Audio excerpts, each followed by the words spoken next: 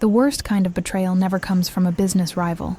It comes from someone who once slept beside you, had unrestricted access to your deepest insecurities, and coldly chose to save them for the perfect moment to use as a public guillotine.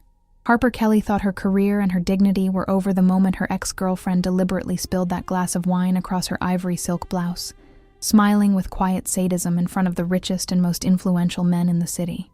The humiliation felt flawless, surgical, until the slow, steady sound of high heels shattered the trance hanging over the room. Victoria Davenport, the untouchable CEO, the mythical force behind billions of dollars and the most feared woman on the entire East Coast. She didn't just destroy the arrogance of Harper's ex with a single cold sentence. She changed the rules of the game. The moment she stepped closer, the gravity inside the room shifted. The unmistakable scent of sandalwood and white tea erased the acidic smell of spilled wine.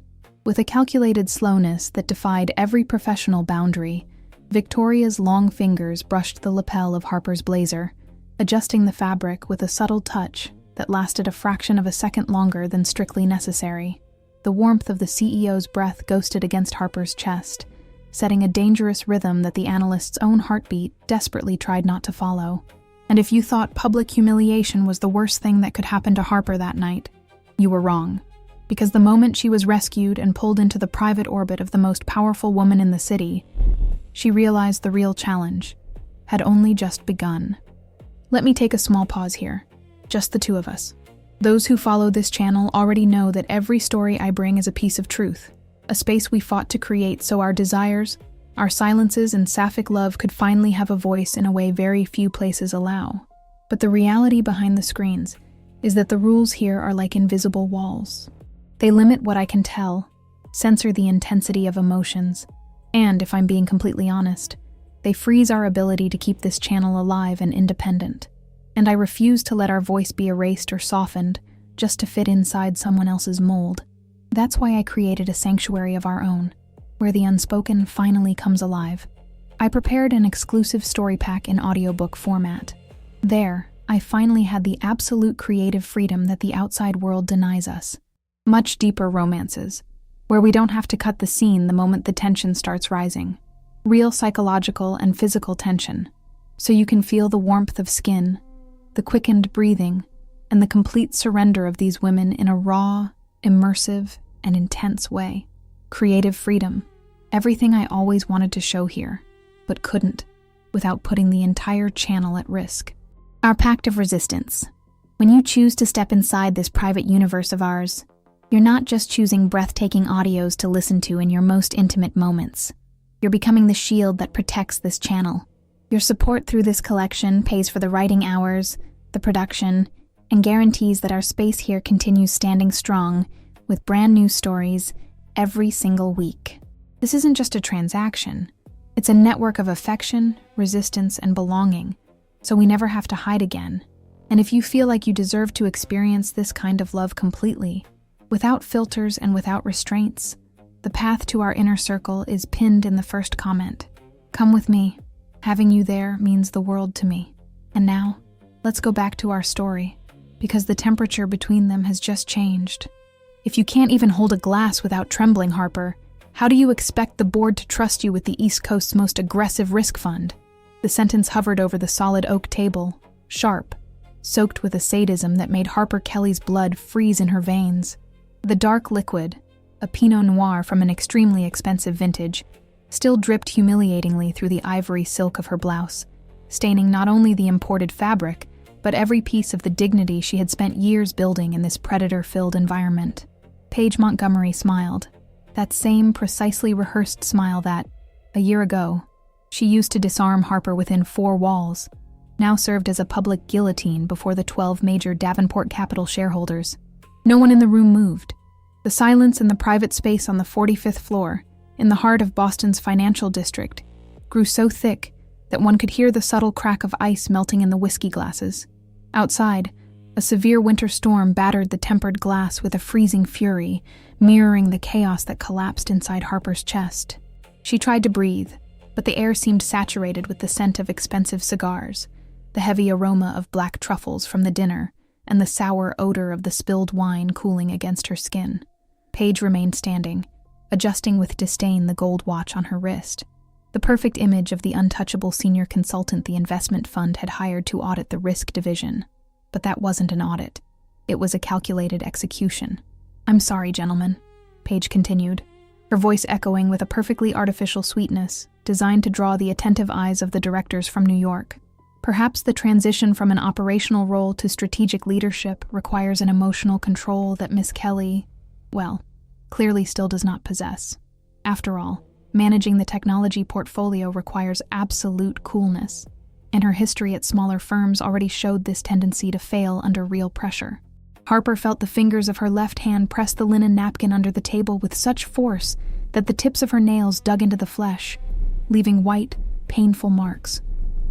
The heat of humiliation climbed up her neck, burning her cheeks. The worst kind of trap doesn't come from an unknown market competitor, but from someone who once had free access to her greatest nightly insecurities and decided to store them coldly to use as a weapon of mass destruction at the most crucial moment in her career. She opened her mouth to articulate a response, to grab the armored financial report on her tablet and prove that Paige's analysis was distorted by pure personal rancor and wounded vanity. But the words seemed to trip her. The knot in her throat was dense, solid as concrete, a paralysis fed by months of a toxic relationship in which Paige repeated, day after day, that Harper would never be more than a pariah in the corporate world if she dared to leave. If you have ever found yourself in this exact position, where the ground seems to vanish completely beneath your feet, and the only viable option appears to be silence to try to preserve the little dignity left, know that your presence here is what moves us. Subscribe to the channel to follow human and intense narratives where women face their own emotional abysses without allowing their own voice to be silenced before the conventions of the world. The awkward silence that followed seemed to seal Harper's fate. The shareholders averted their eyes, showing sudden artificial interest in the modern art on the marble-walled walls, or the blurred lights of Boston attempting to pierce the blizzard outside, until the dry, sharp, measured sound of high heels against the noble wood floor surrounding the room broke the claustrophobic trance. The gravity of the room changed instantly. There was no need to raise their voices, nor a formal announcement. The mere silhouette of Victoria Davenport, crossing the line of shadow near the fireplace, was enough to make the spine of every executive at that table align automatically. She was the absolute CEO, the mythical force behind more than $100 billion in assets, and the most influential and feared woman on the East Coast. Her impeccably tailored suit in a gunmetal gray shaped her shoulders in almost military fashion, exuding an absolute authority that spared no effort to seem feared. Victoria stopped at the head of the table. Her eyes, a deep and enigmatic blue like the icy ocean that surrounded Massachusetts, swept the perimeter before fixating, with predatory slowness, on the still self-assured Paige. "Davenport Capital hired your external consulting firm to assess quantitative metrics, Miss Montgomery," Victoria began. Her voice was low, devoid of any hint of hurry or emotional exaltation, but carried the cold, cutting weight of an executive sentence that made Paige's affected expression falter for the first time that night. "I don't recall signing any extraordinary directive that included evaluating the psychomotor control or the attire of my direct employees." Paige swallowed hard, audacity beginning to evaporate at an alarming speed before the authoritarian magnetism of the company's sovereign. "Madam Davenport, I was just pointing out a technical fragility that I considered pertinent for the council," Paige argued, her previously flawless cadence taking on a defensive and sharpened tone, while her hands began to gesture slightly in a disorderly manner to mask growing nervousness. "Miss Kelly's report on the Omnicorp acquisition ignores critical variables of market volatility. During the time we maintained a closer relationship in the past, I could attest to how emotionally she tends to fail under strong market pressure. It is only a recognition of the practical reality of business." Victoria Davenport stepped forward. The subtle, yet extremely striking aroma of sandalwood and white tea that emanated from her skin completely invaded the space, dissipating the heavy smell of tobacco and spilled wine. She kept the rigidity of her posture, but a small vein pulsed at an accelerated rhythm along the line of her perfect jawline, the only bodily detail that dared to contravene the calm imposed on her sphinx-like corporate face. "Your perception of the practical reality of business seems gravely compromised and distorted by the obvious filter of a personal grievance of a domestic character," Victoria retorted, cutting Paige's argument exactly in half, with the surgical precision of a well-honed blade, not granting even space for a reply. The Omnicorp project to which the Miss refers with such levity was the same one that prevented this fund from collapsing. Harper Kelly did not falter at any moment under pressure. She sustained an entire logistical operation practically without liquid resources during last quarter's cross-audit, demonstrating resilience and a technical loyalty that I rarely find in the current leadership of this company. The direct impact of that cutting remark struck Paige's expression almost physically. An intense blush of shame and humiliation rapidly rose on her cheeks under the ceiling's embedded lighting. The same counselors who had previously pretended to observe the scene with disdain now averted their eyes from Paige, isolating her completely. "Furthermore," continued the CEO, fixing her blue eyes directly on Paige's trembling pupils with an intensity that caused the other to take a half-step backward involuntarily, "Davenport Capital does not tolerate, under any circumstances, that subcontracted service providers use our governance forums to vent frustrations of an intimate nature, or to devalue the real value of our human assets. Tomorrow, in the early hours of the day, my compliance committee will conduct a thorough review of your firm's contracts. I suggest you use the rest of your night to prepare very solid justifications for your directors, because your personal stay at the head of this corporate account has just become substantially uncertain and unfeasible." Paige remained statue-like for a final fractional second, lips parted and trembling before the clear threat of destroying her career in Boston. Realizing she had lost everything, she hastily gathered the pieces of her arrogance, turned away abruptly, and disappeared in fast steps through the double doors of the hall, in a humiliating retreat. Harper finally exhaled the air she had been holding in her lungs since the beginning of that confrontation, feeling her own knees wobble almost imperceptibly under the emotional impact of everything she had just witnessed. It was at that precise moment that the night's most disturbing and unexpected development occurred. Victoria Davenport slowly turned her body toward Harper. She circled the table with slow steps, stopping less than 30 centimeters from the analyst.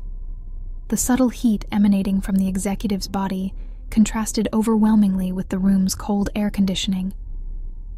With calculated slowness that challenged any professional distancing protocol, Victoria's long hand extended in a minimalist movement. The tips of her fingers brushed lightly against the fabric of Harper's blazer, adjusting the misaligned lapel with a soft touch that lasted only a fraction of a second longer than strictly necessary for a corporate courtesy gesture.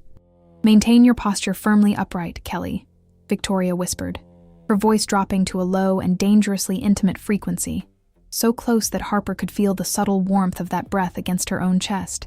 Her blue eyes sustained Harper's trembling gaze with a force that had nothing to do with organizational charts or reports. A trusted employee of mine should not, under any pretext, bow the head to someone who stayed in the past.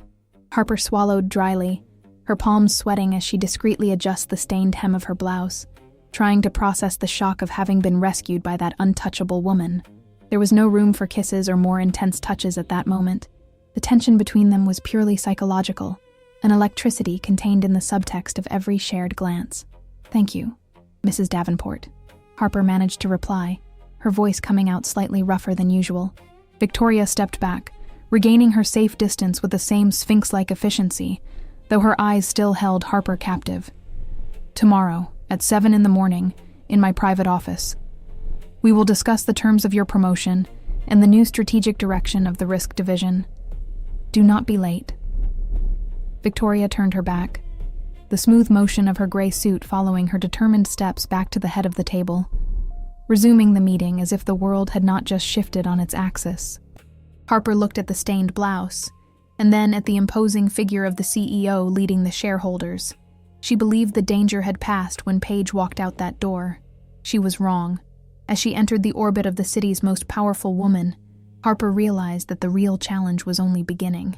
There were exactly 2 minutes to 7 in the morning when Harper Kelly realized that the real danger wasn't losing her job, but forgetting how to breathe in Victoria Davenport's presence. The corridor on the 50th floor was bathed in an almost reverential silence, broken only by the muffled whisper of the central heating system trying to combat the reflections of the snowstorm still covering Boston's streets outside. The dark wool carpet swallowed Harper's footfalls, but the echo of her own heartbeat seemed deafening inside her ears. She smoothened the sleeve of her new navy blue blazer, bought in a rush at a Back Bay boutique the previous afternoon to replace the wine-stained silk, trying to dispel the cold sweat that was starting to dampen the palms of her hands. Her nails pressed into her skin again, seeking a point of anchorage in reality. She had not slept. Every time she closed her eyes, Paige Montgomery's sharp voice echoed, followed immediately by the magnetic and domineering trail of Victoria stepping in to her aid. Harper stopped in front of the immense smoked glass door that separated the presidency wing. She hesitated for a fraction of a second, fingers suspended in the air, trembling. If she stepped back now, she would save what remained of her spiritual peace. If she pressed forward, she would be entering territory where the rules of traditional markets did not apply. She pushed the door. Victoria Davenport's office smelled of genuine leather, fresh espresso from imported beans, and that same subtle but overpowering scent of sandalwood and white tea that Harper had memorized the night before. The lighting was low, coming almost entirely from the vast glass walls that showed Boston's gray skyscrapers wrapped in a morning mist. Victoria was not sitting behind the colossal black marble desk. She was standing, with her back to the entrance, watching the slow traffic on the avenue below. She had dispensed with the charcoal gray suit from the previous night. She wore only a pristine white silk shirt, with the sleeves folded millimeter by millimeter to mid-forearms, revealing pale skin and the firm line of her wrists. "You are 90 seconds early, Kelly. I like people who do not make time wait," Victoria said, not turning. Her voice, at that hour, sounded slightly deeper, a velvet whisper that sent a shiver up Harper's spine. Harper swallowed dryly, feeling her throat scratch for air. "I did not want to risk being late with the snowstorm traffic, Mrs. Davenport." Victoria turned with calculated, almost choreographed slowness. Her blue eyes, cold and incredibly sharp under the diffuse morning light, fixed on Harper with an intensity that seemed to strip away any attempt at emotional disguise. She walked toward the desk but did not sit. Instead, she leaned slightly on the edge of the marble, arms crossed. The movement made the shirt fabric subtly draw the upright and impeccable posture of her shoulders. "Sit down," Victoria ordered, indicating the minimalist leather chair in front of her, with a slight tilt of the head. Harper walked to the chair, trying to keep her knees steady. The upholstery was soft, but she felt she was on the edge of a precipice. She placed her leather folder on her lap, holding it as if it were a shield between her and the city's most powerful woman. Victoria stretched out a long arm and pushed a black leather folder with the Davenport Capital gold-embossed logo to the center of the table. The compliance committee had finalized Paige Montgomery's firm termination at 5:30 this morning, she declared, with no hint of hesitation or remorse in her voice. "They have 48 hours to empty our risk division's data servers and remove any consultants from our premises." Harper blinked, processing the brutal speed with which the CEO operated. A termination of that magnitude would permanently destroy Paige's firm's reputation in the East Coast financial market. "Mrs. Davenport, I did not want a personal matter to interfere with the company's audit structure." Harper's voice faltered on the word personal, and she looked away to her own hands, feeling last night's heat threaten to return to her face. "Paige is a competent consultant. The shareholders do not question my governance decisions, Kelly. They digest them," Victoria interrupted, her tone dropping to absolute coldness that admitted no retorts. She leaned slightly forward, closing the distance between them. "And don't fool yourself. Miss Montgomery's contract was not terminated because of you. It was terminated because she committed the capital mistake of bringing instability and pettiness into my board. I do not tolerate weakness of character under my roof. If the impact of these real and visceral words makes sense to you, and if you can feel the weight of standing before someone who redefines the limits of power with every sentence, remember to give your like.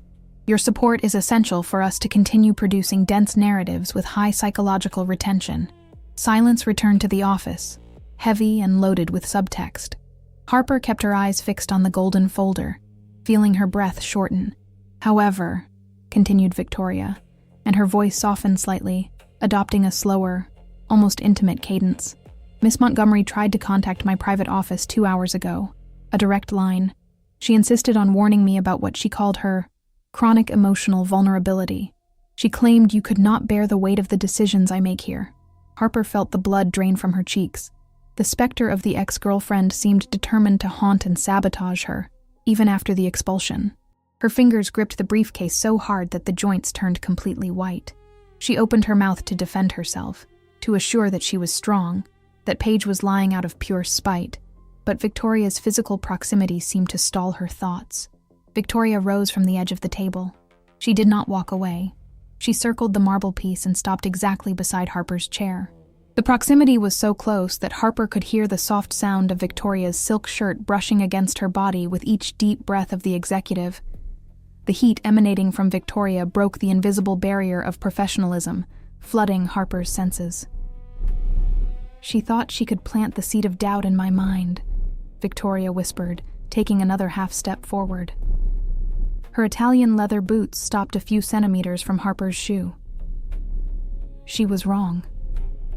Victoria reached out. Her long fingers with impeccably manicured nails touched the edge of the leather briefcase Harper held against her chest. The touch was light, but the pressure was firm enough to make Harper yield, slowly releasing the object.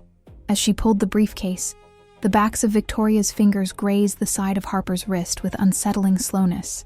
It was a contact of less than a second, but the electricity contained in that physical subtext made Harper's breath catch in her throat. Her pulse raced at the base of her neck, visible beneath the blazer collar. Victoria opened the briefcase on the desk, revealing the new employment contract.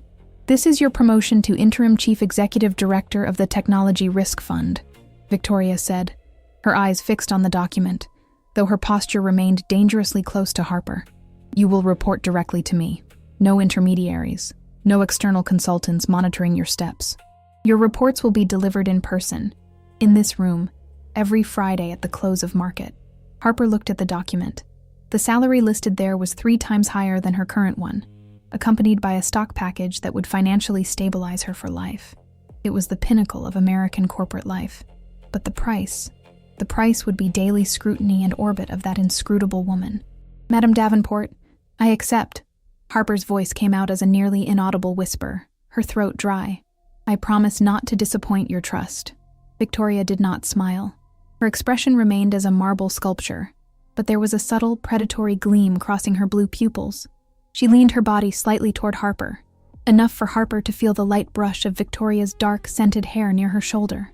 "I do not give second chances, Harper," she said, using the analyst's first name for the first time, her voice dropping to a confidential tone that made Harper's heart miss a beat. "If you sign this paper, you will be under my protection, but you will also be under my rules." Harper took the heavy metal pen that Victoria extended. Her hand still carried the tremor from the night before, but upon feeling the CEO's firm gaze upon her, she steadied her fingers and signed the document with quick, decisive handwriting. Victoria collected the paper, closing the briefcase with a dry snap that seemed to seal the fate of both. She stepped back 2 paces, restoring professional distance, but her eyes remained fixed on Harper, as if she were evaluating every millimeter of her physical reaction. "Excellent. Your new office is already prepared," Victoria informed her, pointing to a frosted glass door in the left corner of the room, which led to an adjacent room formerly used only by the presidency's most intimate strategic transition team.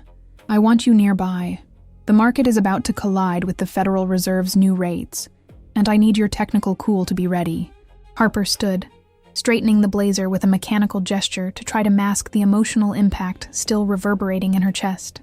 "I will transfer my files immediately," Harper said, stepping toward the side exit. "Harper," Victoria's voice halted her before she reached the doorknob. Harper slowly turned, finding the CEO standing behind the desk, the silhouette framed by the vast gray of Boston through the glass. "Paige Montgomery thought she had found your biggest weakness by trying to humiliate you publicly," Victoria said, hands gently resting on her hips, eyes half closed in an implicit warning. "But by doing so, she only showed me exactly where to find my most valuable asset.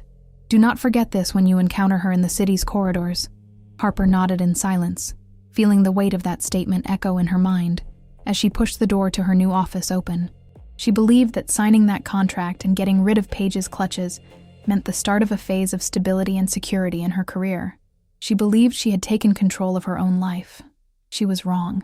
Closing the door and realizing that the glass wall separating her from Victoria was the only barrier between her professionalism and the overwhelming magnetism of that woman, Harper understood that she had just entered the most dangerous game of her life.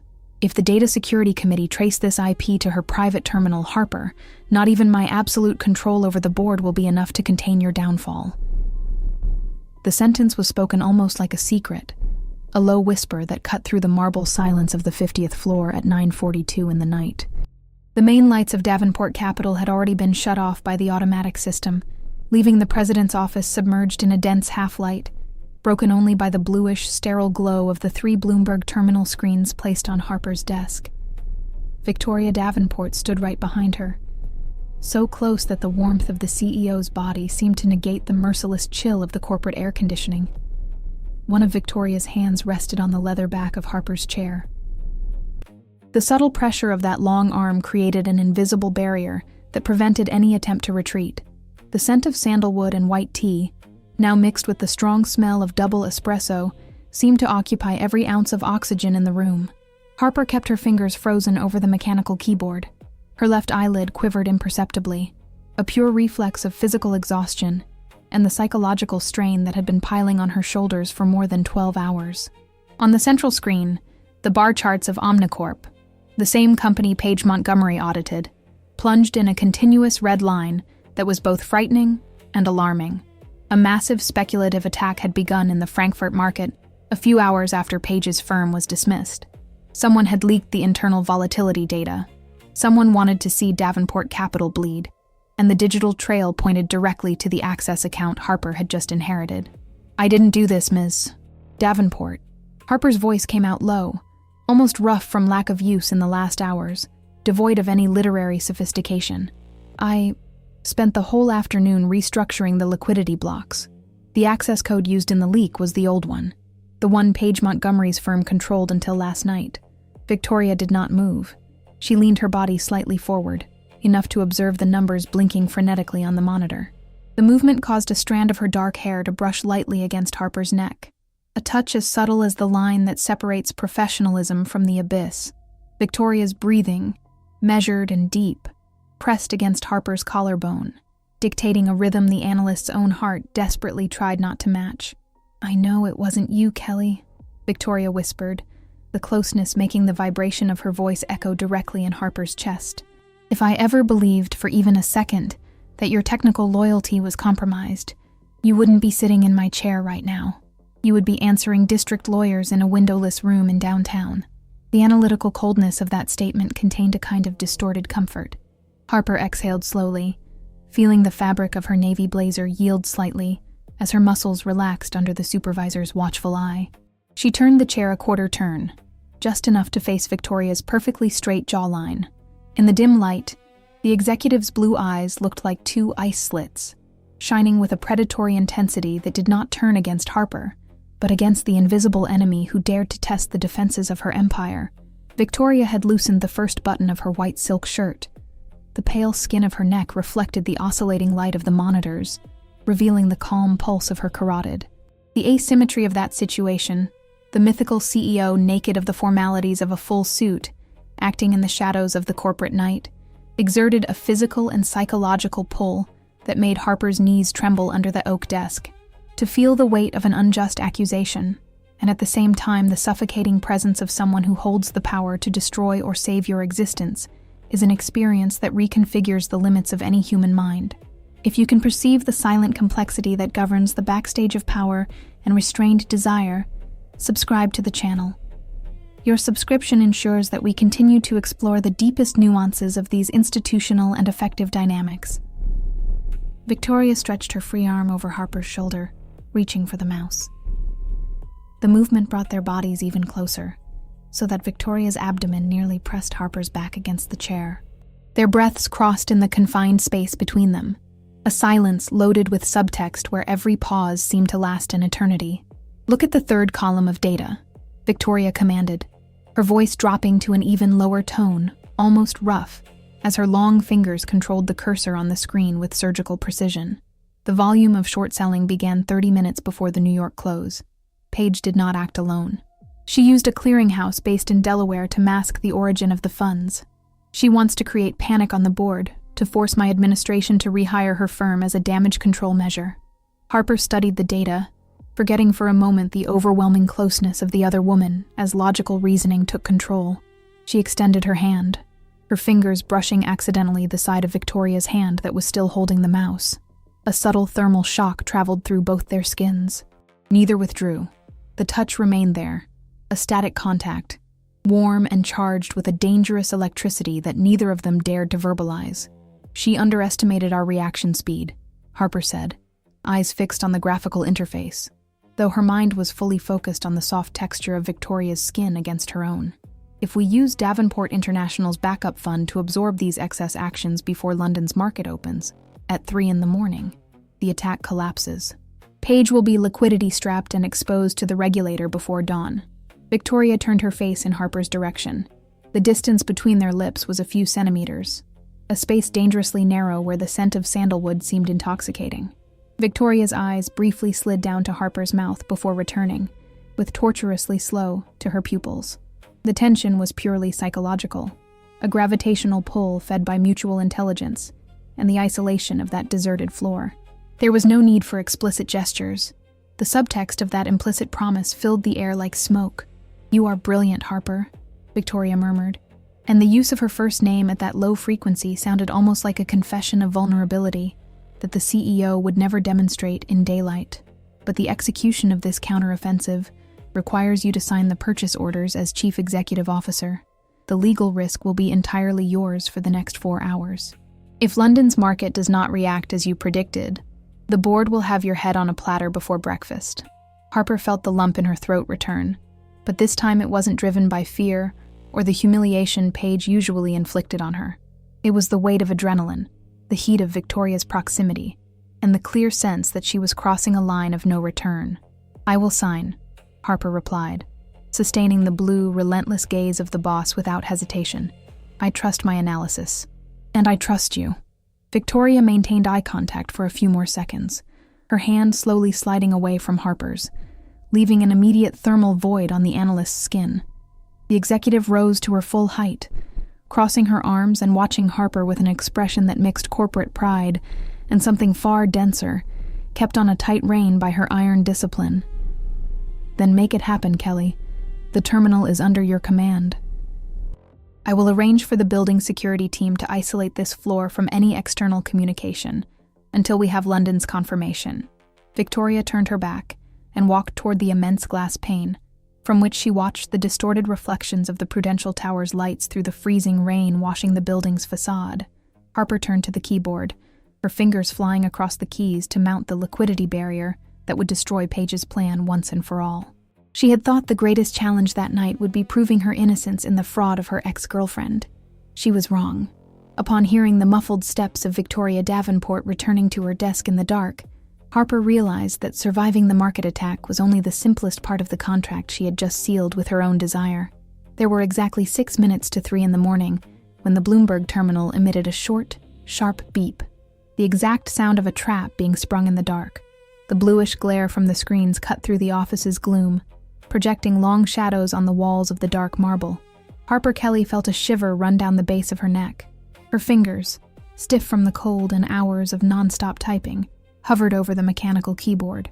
The smell of stale coffee and the metallic odor of the central heating system, which was working at its limit to hold back Boston's blizzard, seemed embedded in her skin. On the central screen, Omnicorp's sell orders began to pile up in London Stock Exchange's opening queue. Paige Montgomery had anticipated the attack.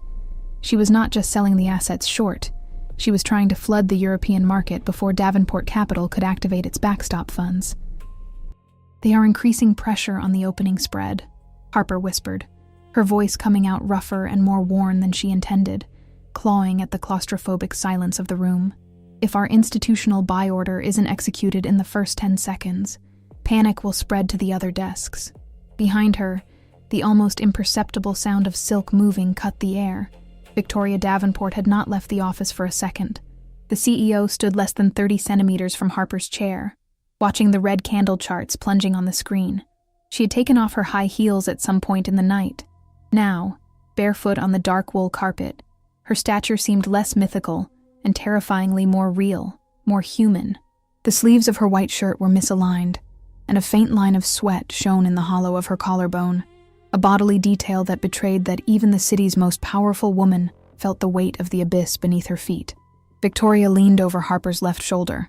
The heat emanating from her body hit Harper's cheek like a direct thermal shock, instantly dissipating the room's chill.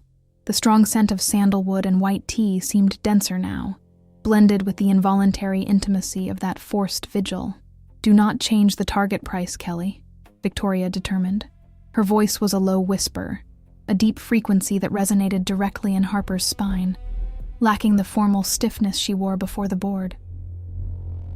"Let them think we're liquidity poor. Let Paige burn the last cartridge of her credit line in Delaware."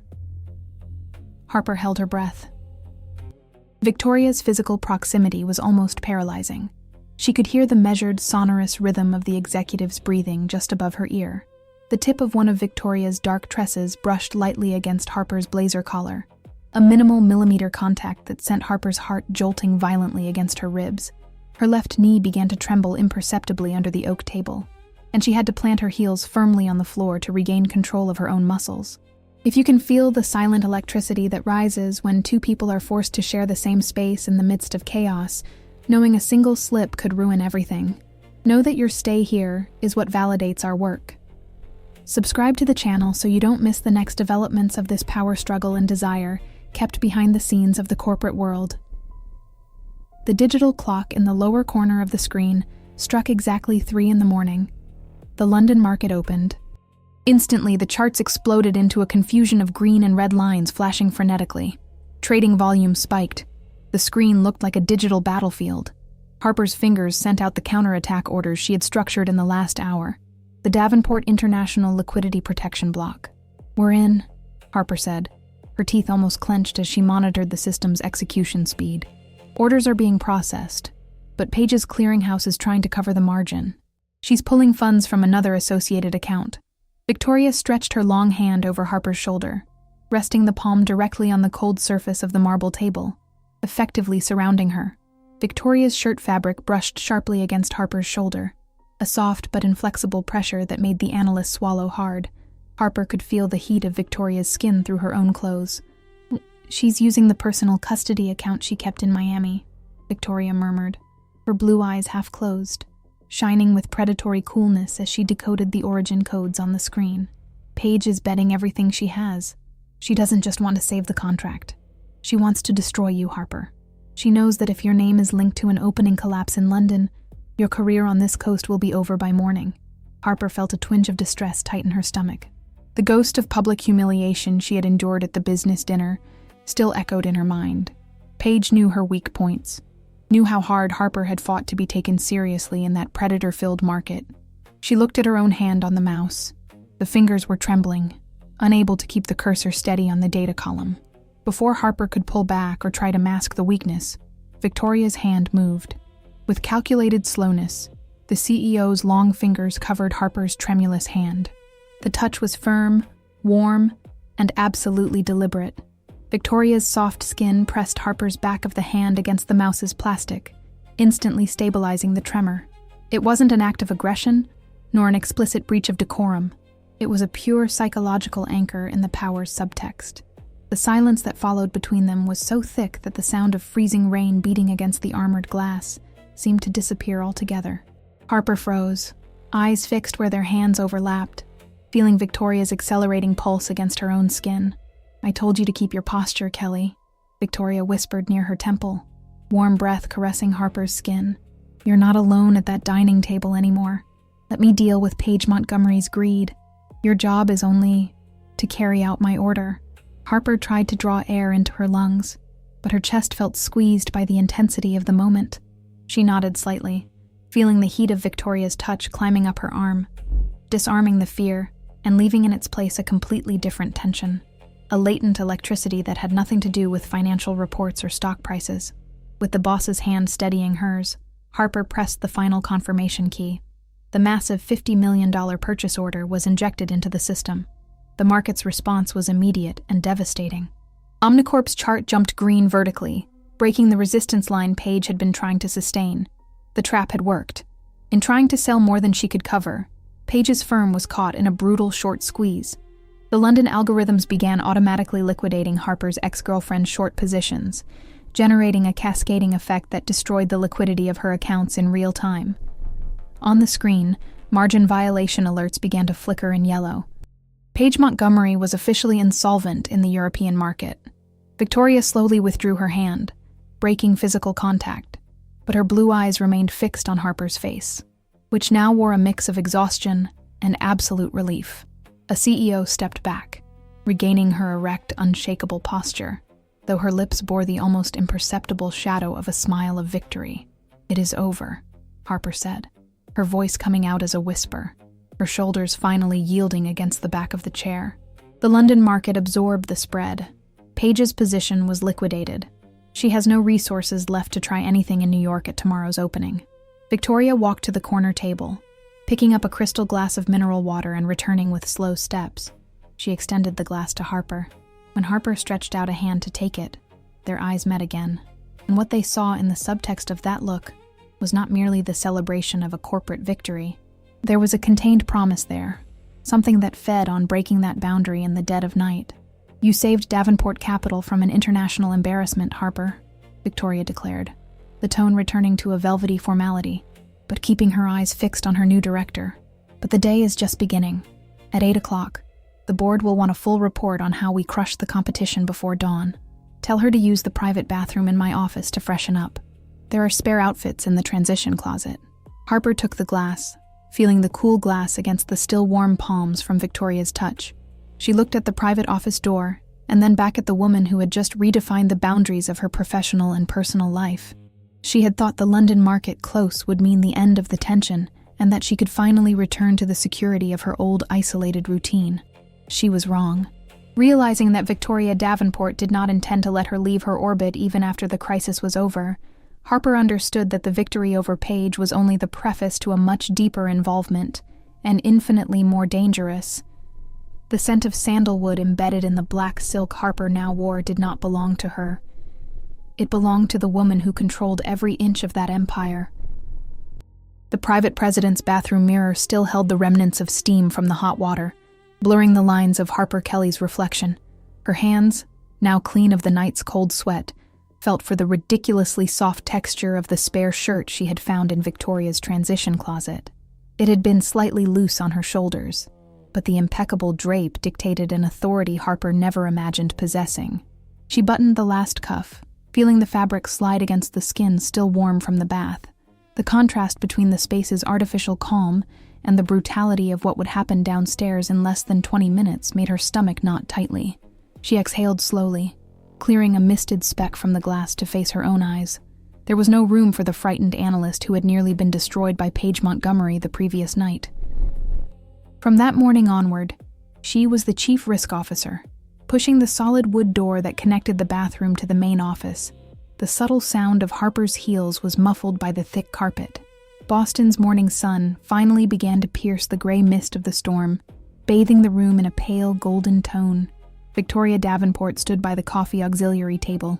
She had already swapped the early morning silk shirt for a tailored navy blue suit, her hair perfectly aligned, with not a strand betraying the night of vigil and market warfare. She held a cup of fine porcelain, her blue eyes fixed on the door Harper had just exited. Victoria's gaze slowly skimmed down the silhouette of Harper, stopping for a full second on the line of the black shirt buttons, which she instantly recognized as hers, before returning to the analyst's face. The atmosphere in the office shifted in the same microsecond. Victoria's breath seemed to dictate an invisible pause in the environment, a silence laden with a subtext so dense that the sound of morning traffic below seemed to fall silent altogether. "The dark silk favors you, Kelly," Victoria said, her voice deep and measured, devoid of any hurry. "It gives you the appearance of someone who knows exactly the size of the power in their hands." Harper felt her pulse quicken at the base of her neck, the skin under the shirt collar warming under the boss's scrutiny. She crossed her arms discreetly, trying to contain the physical reaction that Victoria's proximity always provoked. "It is an excellent piece, Mrs. Davenport. Thank you for allowing me to wear it." Harper's reply was brief, her lips slightly dry. "I wouldn't have a chance to go down to the boardroom wearing the remnants of last night's dinner." Victoria stopped less than half a meter away. The sandalwood aroma emanating from Harper now blended perfectly with Victoria's royal perfume, creating a sensory symbiosis that seemed to isolate the two from the rest of the corporate world. Victoria extended her free hand.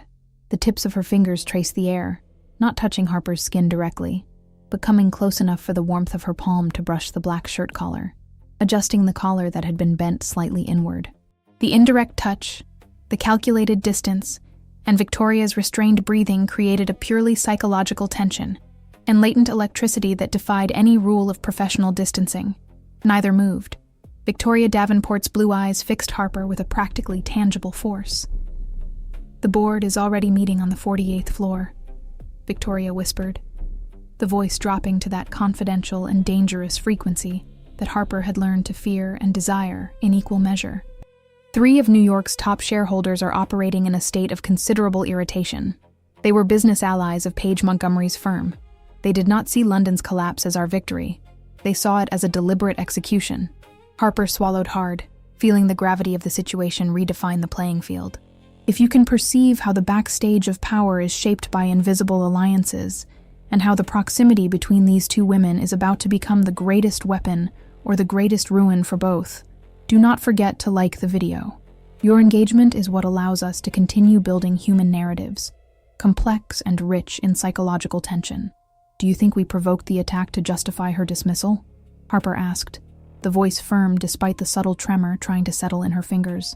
"They think what Paige Montgomery told them to think before her terminal was blocked."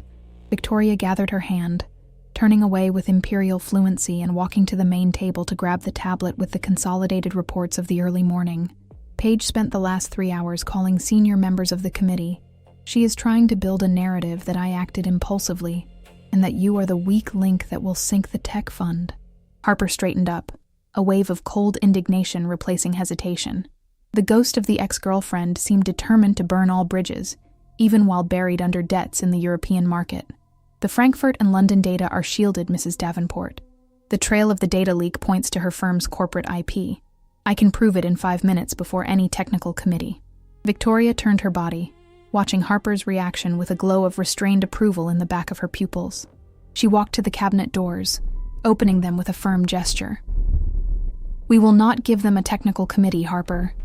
We will give them a fait accompli," declared the CEO, signaling the corridor that led to the executive elevators. "You will enter that room at my side. You will present the transition numbers and demonstrate that Davenport Capital profit $12 million from liquidating Miss Montgomery's short positions. In Boston business terms, Kelly, efficiency wipes away any scandal." The 2 entered the private elevator. The mirrored panel reflected their images. Victoria, the untouchable monarch in her teal-blue suit, and Harper, wearing the black silk of her own boss, adopting a posture that exuded a confidence she was still trying to consolidate internally. As the elevator descended toward the 48th floor, the silence between them again loaded with subtext. The digital floor indicator flickered in decreasing order, setting the rapid pace of their hearts. The doors opened directly into the advisory's anteroom. The murmur of deep masculine voices ceased immediately as the silhouette of Victoria Davenport crossed the portal. Seated around the huge tempered glass table, 10 senior directors waited with grim expressions. But what made Harper's blood freeze for a fraction of a second were not the NY men's skeptical looks. It was the presence of the figure seated in the corner chair, right behind the CFO. Paige Montgomery was there. She wore a heavy winter coat, a pale face, and eyes bloodshot from lack of sleep, but with a bitter and desperate smile carved on her lips. She had secured an extraordinary authorization to appear representing one of the minority shareholders. Harper felt her left knee threaten to give way, the memory of last night's humiliation hovering like suffocating fog. She had thought the war had been won on Bloomberg's screens at 3 a.m. She was wrong. Facing her ex-girlfriend's hate-filled gaze inside Davenport Capital's Supreme Court, Harper realized that the real public trial was about to begin, and this time, the rules would be unfair.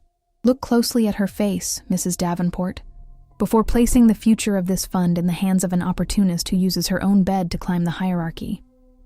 Paige Montgomery's accusation ricocheted off the glass walls of the boardroom like shrapnel. The silence that followed was so violent that the faint buzz of the ceiling's digital projector seemed to fill the space. The 10 New York directors froze, their eyes alternating between Paige's injected desperation and Victoria Davenport's absolute immobility. Harper Kelly felt the impact of that sentence straight in the chest.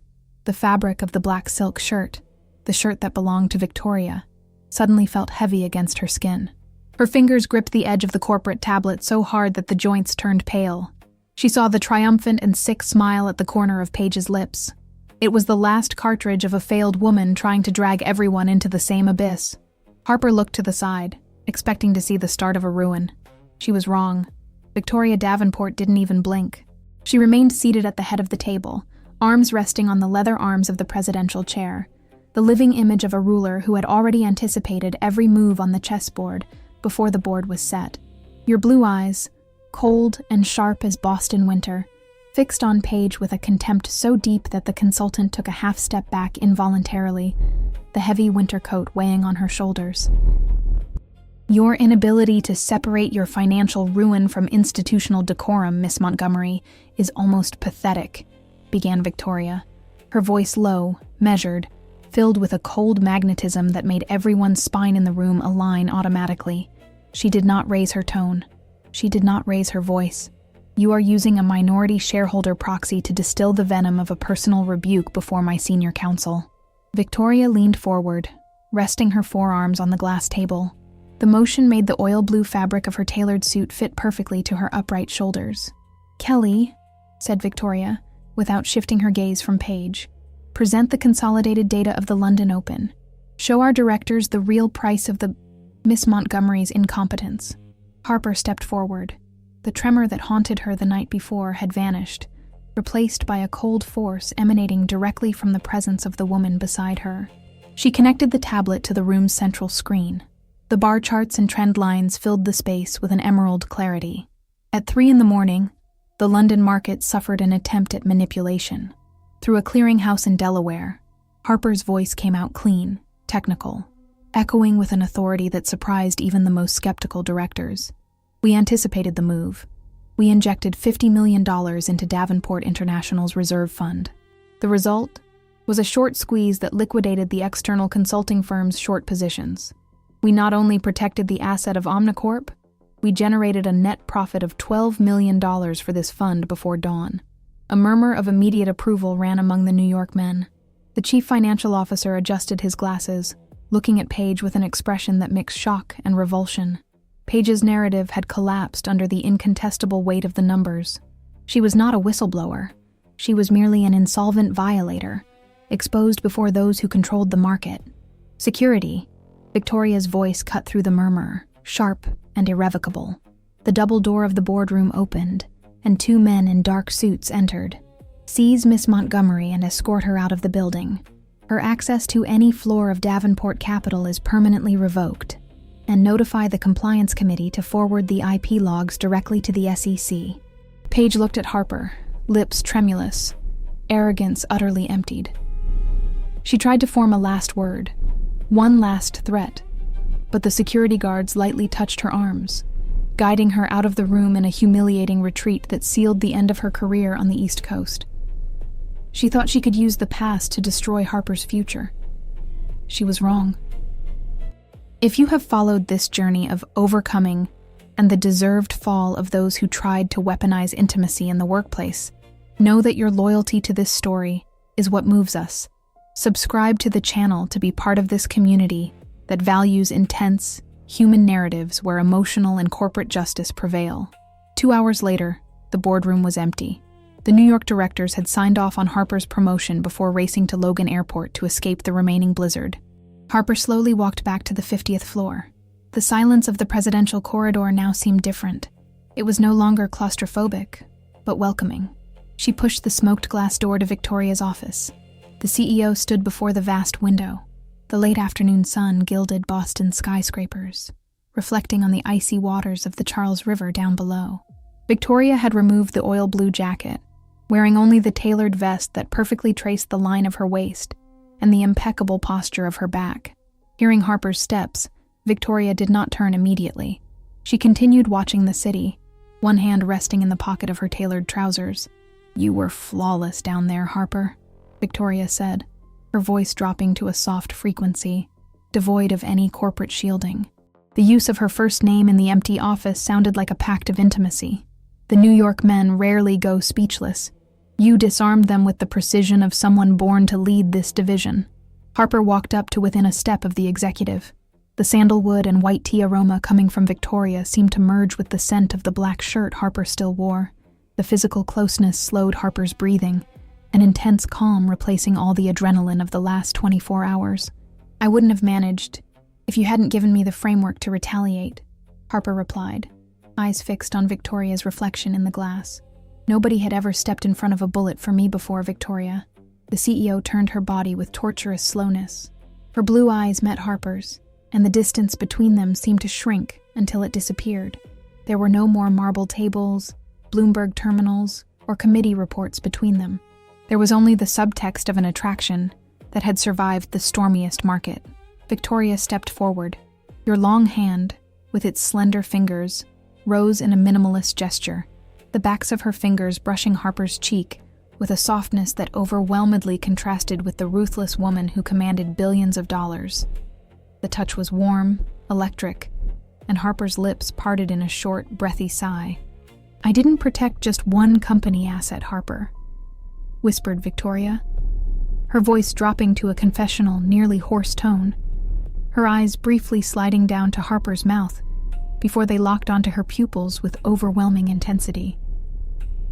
"I protected what I cannot afford to lose. I spent years isolated at the top of this building, thinking power was the only currency that mattered, until you walked into this room with that intact dignity and showed me that chaos can also be a place to call home." Harper felt a solitary, warm tear escape from her eyes, but before the past suffering could settle in, Victoria's thumb dried the path of her skin on her cheek. The touch remained there, steady, protective. Harper tilted her face slightly into the palm of Victoria's hand, closing her eyes for a fraction of a second to savor the security of that emotional surrender. "Stay with me, Victoria," Harper asked, her voice tremulous but filled with an unwavering certainty. Not as a director and her analyst, but as two people who had survived the same dark night. Victoria smiled, a genuine, unguarded smile that Harper had never seen in any business magazine page or shareholder meeting. She leaned in, testing the boundaries of the space that separated them. Their foreheads touched, their breaths in sync dictating the cadence of a new beginning atop the world. The intensity of that moment wholly came from the subtext, the psychology of two powerful women who had chosen to disarm their defenses in each other's presence. The storm outside had passed entirely, leaving Boston under a blanket of white, pure snow beneath the sunset. The story that had begun with a cruel attempt at public humiliation and corporate ruin ended there, in the simplicity of a touch that asked only to stay. They had conquered the market, they had crushed the past, and finally, they had defeated the fear of being seen exactly as they were. Harper looked once more at the graphs on the screen, before Victoria reached out with her free hand and turned off the terminal. The green lines disappeared, but what they had built on the ruins of that old pride, that was something not even the harshest winter on the East Coast would be able to knock down. Some say that absolute power requires complete isolation, a coldness that turns the chest into a hardened safe. But they did not know what happened when the most feared woman on the East Coast finally decided to open the doors of her own refuge. 3 weeks after Paige Montgomery's public collapse, the Boston financial papers still tried to decipher how Davenport Capital had carried out one of the decade's largest counteroffensives without leaving a single clue for SEC investigators. To the market, it had simply been a masterstroke of algorithms, but in the corridors of the 50th floor, the air had changed its density. Harper Kelly walked down the dark carpeted hallway with a posture that no longer bore any trace of the humiliated analyst from weeks before. Her tailored black blazer fit perfectly on her shoulders, and the sound of her steps was firm, rhythmic. The lower floor employees now lowered their heads as she passed by the executive elevators. She had proven her worth. She had saved the empire. Yet, whenever she crossed the smoked glass door of the presidency, her fingers still sought the edge of the sleeve of her blouse. A nervous tick that betrayed the proximity to Victoria Davenport remained the harshest test of her emotional control. It was a Friday, past 7 in the evening. The New York Stock Exchange had already closed, and a rare, almost liturgical calm descended on the financial district. Outside, the remaining snowflakes from the last storm fell slowly, covering Beacon Hill's historic rooftops with a white glaze.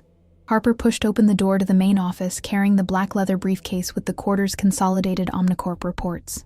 The office was in shadow. Only the soft light of a brass desk lamp on the marble table and the orange glow of the burning fireplace cut through the darkness. The scent of burning cedar mixed intoxicatingly with the sandalwood aroma and the warmth radiating from the room, creating an atmosphere that seemed to belong to a world entirely different from that corporate battlefield. Victoria Davenport sat on the Chesterfield leather sofa near the fire. For the first time since Harper had met her, the CEO seemed to have completely disarmed herself from the demands of the role. She wore dark tailored pants and a cream cashmere sweater, soft with the sleeves slightly pulled up to the forearms. Her dark hair was loose, falling in soft waves over her shoulders. She held a steaming cup of tea, her blue eyes fixed on the flames dancing in the fireplace. Upon hearing Harper's approach, Victoria did not rise with the usual stiffness of a boss. She simply turned her face slightly, and the shadow of a genuine, calm, incredibly warm smile softened the lines of her sphinx-like expression. "You're 3 minutes late, Director Kelly," Victoria said, her voice dropping to a velvety tone, a light provocation that echoed intimately in the silent space. I started to think that the new routine of the board was keeping the head office away from my desk for too long. Harper felt a subtle heat rise up her neck, her heart missing the even beat she had trained for during the elevator climb. She walked to the side table, placing the file of reports there, before approaching the sofa with slow steps. The Internal Audit Committee required one last signature on Omnicorp's transition papers. Mrs.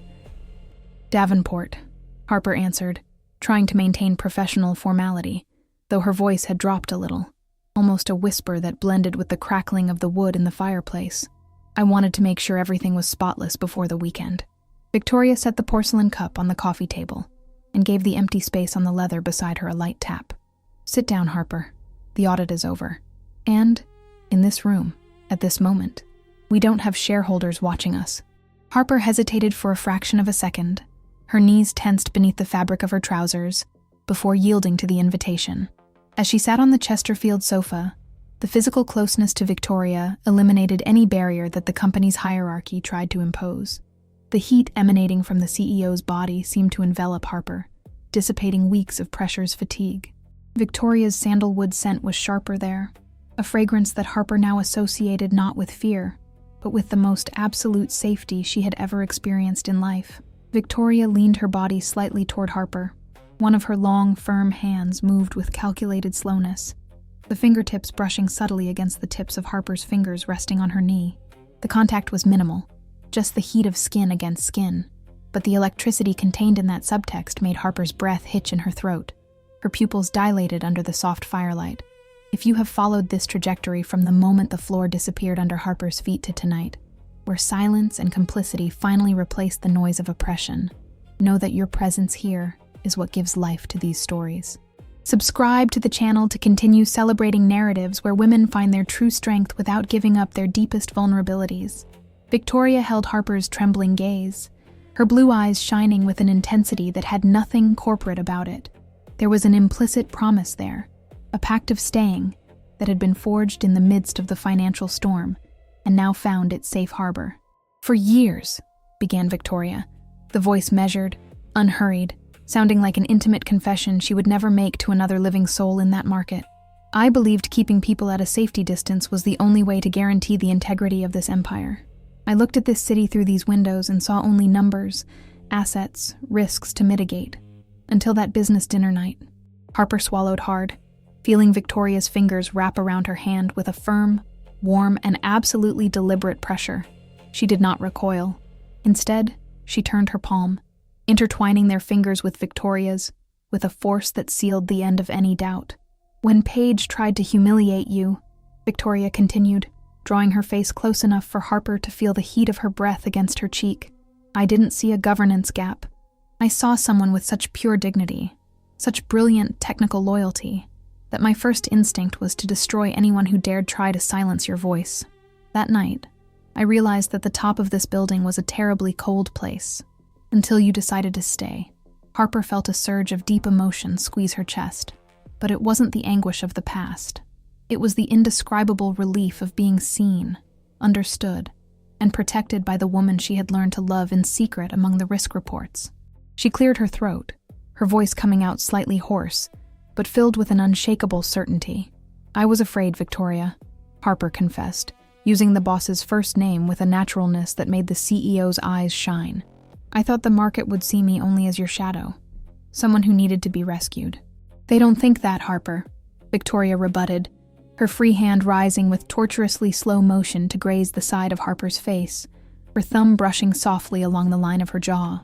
The touch was a gentle, protective caress that made the analyst close her eyes for a second to absorb the warmth of that psychological delivery.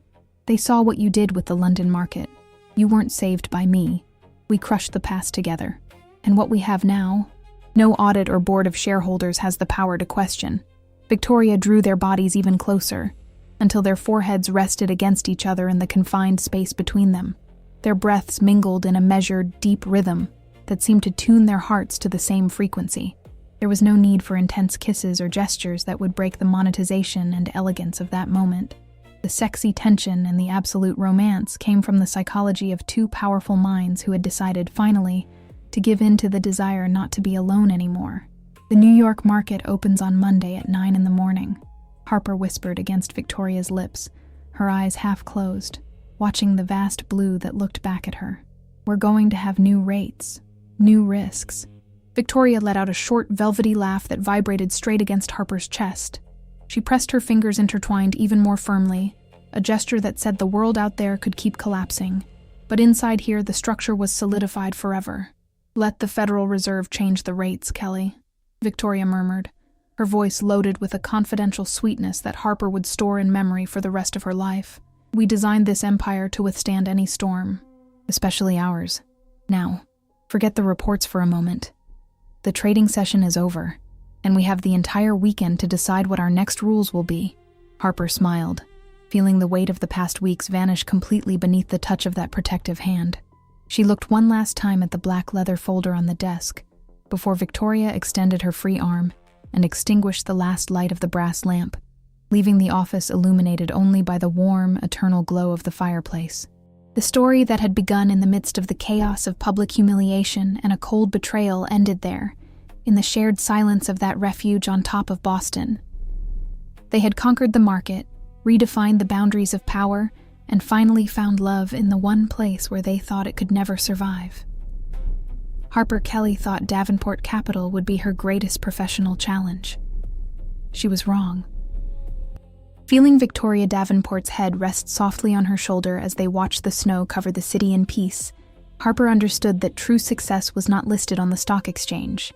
It was in the courage not to let go of the hand of the person who had transformed corporate chaos into the safest place to call home. The real scandal in the world of Boston's big funds wasn't Paige Montgomery's firm's ultimate collapse. It was the absolute silence that settled over Davenport Capital 90 days later. The winter storm that had nearly ruined Harper Kelly's career had given way to a timid spring in New England. From the window of Victoria Davenport's private mansion in Beacon Hill, one could hear the distant murmur of traffic on Storrow Drive and the soft sound of apple tree leaves swaying in the red brick courtyard. The night air smelled of recent rain, freshly cut grass, and the perennial aroma of sandalwood and white tea that Harper now recognized as the scent of her own home. Harper stood beside the unlit fireplace, holding a low crystal glass with only 2 cubes of melting ice. She no longer wore the navy suit that had been her corporate armor. She wore a light gray linen shirt, the top buttons open, revealing the relaxed line of her clavicles. Her hands no longer trembled. The nervous tick of digging nails into her own flesh had been replaced by the habit of stroking the smooth texture of the glass, a reflection of someone who had finally found stability in the predator's nest of the financial market. Behind her, the soft sound of bare feet on the reclaimed wood floor broke the room's quiet. Victoria Davenport approached without the weight of the corporate crown. She wore an oversized graphite knit sweater that contrasted with the whiteness of her skin. Her dark hair was pulled into a loose bun, with a few strands falling freely along the sides of her noble face. She did not look like the mythical CEO who controlled billions. She looked like just a woman who had decided, after years of voluntary isolation, to share her sanctuary with someone. Victoria stopped just behind Harper. The warmth radiating from her body broke the fresh breeze entering through the half-open window. She did not embrace her, following the invisible pact of restraint that governed their dynamic, but she extended her long hand to rest the palm directly on the wooden wall, just above Harper's shoulder. subtly enclosing her with her dominating presence. "You spent the entire afternoon reviewing the new biotechnology portfolios, Kelly," Victoria murmured, the voice dropping to that grave, velvety frequency that made Harper's muscles tighten in delicious anticipation. Victoria's breath lightly brushed the back of Harper's neck. "The New York trading session closed 3 hours ago. The market isn't going to run away from you over the weekend." Harper tilted her head slightly back, feeling the delicate touch of Victoria's hair against her ear. A shiver involuntarily traveled down her spine. "I just wanted to ensure the transition of the new assets was shielded." "Victoria," Harper replied, pronouncing her partner's first name with a soft, almost confidential cadence. "The board still monitors every move I make as chief executive officer. They want to see if your choice was purely technical." Victoria let out a short, hoarse, low laugh that vibrated directly against Harper's back. "If you have been following this journey since that claustrophobic night when wine stained Harper's dignity until this moment of peace won at the top of the city, know that your staying here is what validates our storytelling. Subscribe to the channel to continue following dense narratives, where power and contained desire fuse into human and unforgettable resolutions." Victoria withdrew her hand from the wall and, with tortuously slow movement, traced the tip of her fingers along Harper's arm from shoulder to wrist. The touch was light, almost imperceptible, but carried a psychological charge that made Harper's pulse race beneath her delicate skin.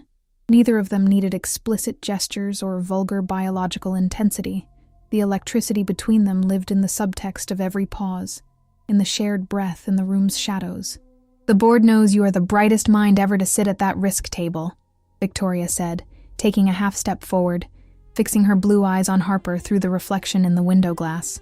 The glow of the residual fire in the fireplace drew the silhouettes of both as a single force. "They don't question anything anymore. And Paige Montgomery?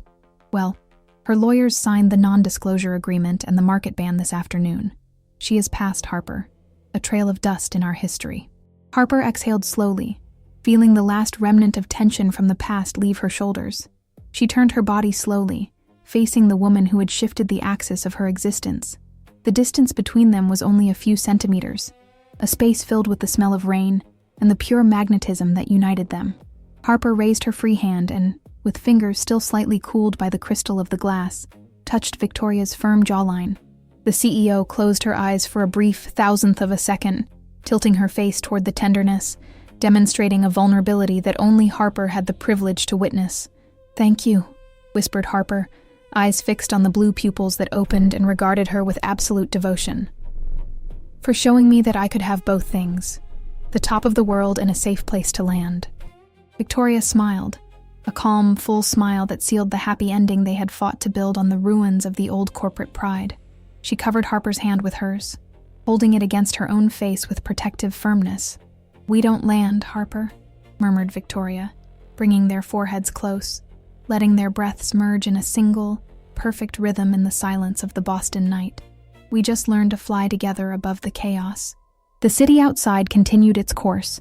The markets would reopen on Monday, and the shareholders would demand ruthless results. But inside, under the protection of that twilight and mutual respect, Harper Kelly understood that the most dangerous game of her life had ended with the most beautiful victory of all. She thought Victoria Davenport's power would be her ruin. She was wrong. It was precisely that power, transformed into silent and unwavering love, that had given her a destiny forever protected.